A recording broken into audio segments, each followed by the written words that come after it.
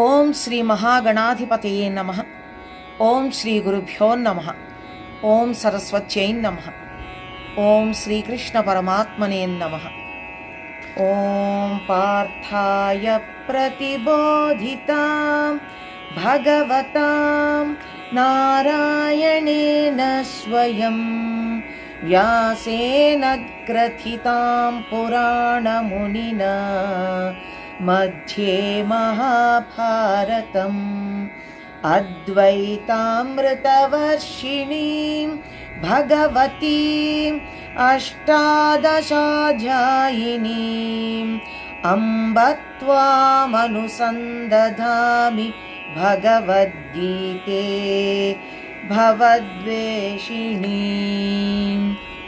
అందరికీ నమస్కారం. ఈరోజు శ్రీమద్ భగవద్గీతలోని 8వ అధ్యాయము అనగా 8వ అధ్యాయాన్ని పారాయణం చేయడం వల్ల కలిగేటువంటి ఫలితాన్ని గురించి తెలుసుకుందాం.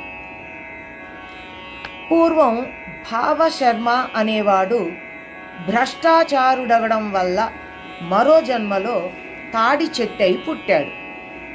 అదేవిధంగా కుమతి, కుశీవలుడు అనే దంపతులు దుష్కర్ములై బ్రహ్మరాక్షసులయ్యారు. ఆ బ్రహ్మరాక్షస దంపతులు ఒకనాడు ఆ తాడి చెట్టు దిగువ నీడలో కూర్చుని ఉన్నారు. అప్పుడు భార్య, మనకి బ్రహ్మరాక్షసత్వం ఎప్పుడు పోతుంది అని అడుగగా భర్త, కర్మ వీడి ఆధ్యాత్మ బుద్ధితో బ్రహ్మము నెరిగినచో పోవుతుంది అని అన్నాడు.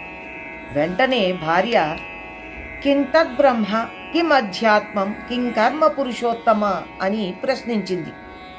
ఆమె మామూలుగానే ప్రశ్నించిన అది భగవద్గీత 8వ అధ్యాయ ప్రథమ శ్లోక పాదం అవటం వల్ల ఆ ఉచ్చారణ మాత్రమున వారి బ్రహ్మ రాక్షసత్వములతో పాటుగా తాడి చెట్టుకు కూడా ఉత్తమ గతి లభించి యథారూపములు పొందడం జరిగింది.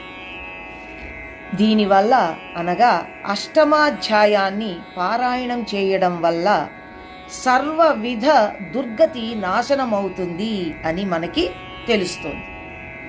ఓం శ్రీకృష్ణార్పణమస్తు.